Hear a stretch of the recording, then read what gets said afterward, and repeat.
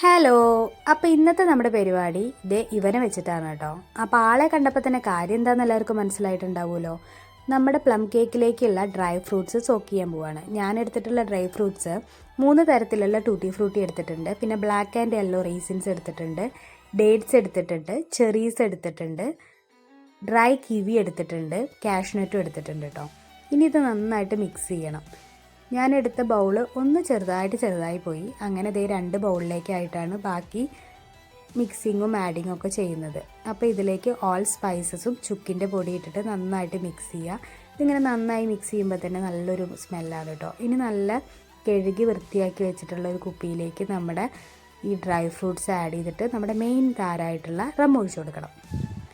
ഇങ്ങനെ റമ്മിൽ dry fruits soak ചെയ്തിട്ട് cake ചെയ്യുമ്പോഴാണ് പ്ലം കേക്കിന് അതിൻ്റെ ഒതൻറ്റിക് ആയിട്ടുള്ള ടേസ്റ്റും സോഫ്റ്റ്നെസ്സും ഒക്കെ കിട്ടുന്നത് കേട്ടോ. ഇത്തവണത്തെ സാവറി കേക്ക്സിൽ ക്രിസ്മസ് ആയിട്ട് നമ്മൾ ഇത് വെച്ചിട്ട് പ്ലം കേക്ക്സ് അവൈലബിൾ ആക്കുന്നുണ്ട്. അപ്പോൾ വേണ്ടവരൊക്കെ നമ്മളെ പെട്ടെന്ന് തന്നെ കോൺടാക്റ്റ് ചെയ്തോളൂ. Thank you for watching.